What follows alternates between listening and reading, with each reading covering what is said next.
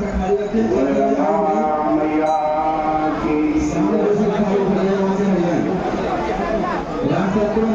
भक्त सनातन धर्म की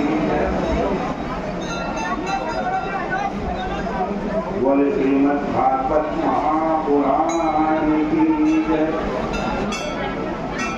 पतित पावनी कलिमल हारिणी मंगलकारिणी सभी आदमी अपने जूते चप्पल जूते सालों पर जमा करें। मां गंगा मैया का ये जूते चप्पल ना जमा करें। यात्री जूता श्रीमद् भागवत महापुराण के अपने मोबाइल फोन एकादश स्कंद के 7वें अध्याय से चर्चा चल रही है। यहाँ पर दत्तात्रेय ऋषि राजा यदु को उपदेश दे रहे हैं। उन्होंने बताया कि हमारे 24 लोग इसमें पहला गुरु बताया पृथ्वी, दूसरा गुरु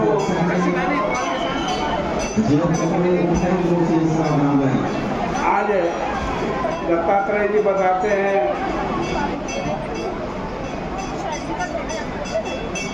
वायु, तीसरा आकाश, तीन की चर्चा कल आपने सुनी और चौथा गुरु बता रहे हैं जल।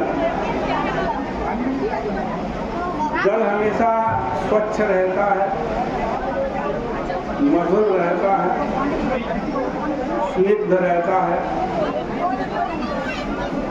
इसके दर्शन और स्पर्श आदि से ही मनुष्य का कल्याण हो जाता है।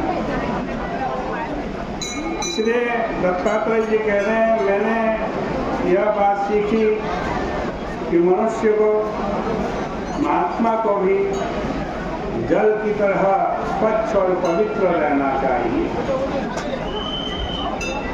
अगला गुरु बता रहे हैं अग्नि। अग्नि इतना तेजस्वी है कि उसमें कुछ भी डाल दिया जाए तो भस्म हो जाता है। इसलिए उससे मैंने यह सीखा कि महात्मा को पवित्र ज्ञानाग्नि में स्थिर रहना चाहिए। वह कभी आग की तरह गुप्त रहे तो कभी प्रकट रहे। जो उसमें हवन करे उसका दुख दूर कर। आग में जलाई जाने वाली जो लकड़ी है वो कोई बड़ी होती है, कोई छोटी होती है, कोई मोटी होती है, कोई पतली होती है, लेकिन आग उसमें प्रवेश करके लकड़ी के आकार प्रकार की हो जाती है, सबको भस्म के रूप में परिणित कर देती है। इस प्रकार इस शरीर में महात्मा को रहना चाहिए, ये मैंने आग से सीखा। अगला गुरु बता रहे हैं चंद्रमा। चंद्रमा से शिक्षा ग्रहण की बात यह है कि चंद्रमा की जो कलाएं हैं वो 15 दिन बढ़ती हैं, वृद्धि प्राप्त होती हैं और 15 दिन उनका ह्रास होता है। लेकिन चंद्रमा ज्यों का त्यों रहता है। इसी प्रकार शरीर में जन्म से लेकर मृत्यु पर्यंत अनेक क्रियाएं होती हैं, परंतु महात्मा ज्यों का त्यों रहता है। प्राणियों के जन्म मरण हमेशा होते रहते हैं, फिर भी आत्मा का जन्म मरण नहीं होता। आत्मा जो कि क्यों रहती है। जैसे अग्नि की ज्वाला की उत्पत्ति और नाश हमेशा होने पर भी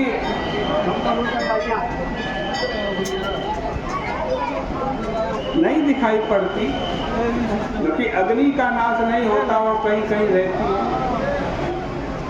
वैसे ही आत्मा का भी नाश नहीं होता। अगला गुरु बता रहे हैं सूर्य नारायण।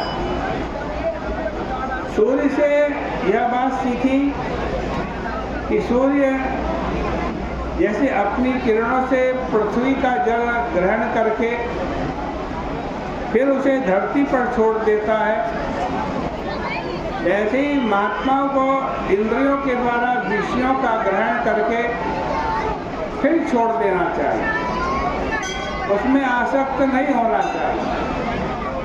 सूर्य में उपाधि के कारण ही भेद दिखाई पड़ता है। जब वह घट आदि के जल में प्रतिबिंबित होता है, तब घट आदि के हिलने पर वो सूरज भी हिलता डुलता दिखाई पड़ता है, लेकिन वास्तव में वो हिलता डुलता नहीं। आगे बता रहे हैं कि मैंने कबूतर से क्या सीखा, ये सुन। एक कबूतर अपनी कबूतरी के साथ जंगल में घोंसला बनाकर के रहता, दोनों बहुत बरसों तक एक साथ रहे।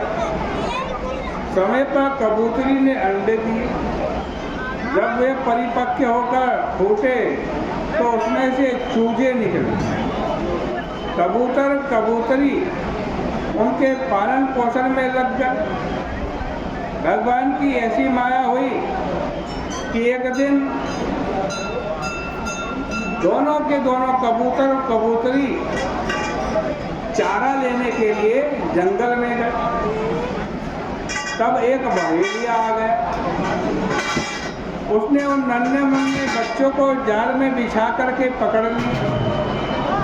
इतने में कबूतरी आ गई और उसने देखा कि हमारे बच्चे जाल में फंसे, बस वह भी जाल में कूद पड़ी। जब कबूतर आया तब वह अपने बच्चों और कबूतरी को जाल में फंसा हुआ देखकर विलाप करने लगा और हाय हाय मेरा तो सर्वनाश हो गया। कैसी तो प्रेम परायण मेरी कबूतरी थी और कैसे प्यारे प्यारे मेरे बच्चे थे। अब मैं इस खाली घर में अकेला रहकर क्या करूं? यह कहकर के वो भी जाल में कूद गए। अब तो बहेलिया का काम बन गया और उन सबको लेकर चला गया। इसी प्रकार संसार में जो लोग फंसे हुए हैं उनकी और उनके बाल बच्चों की यही गति होती है।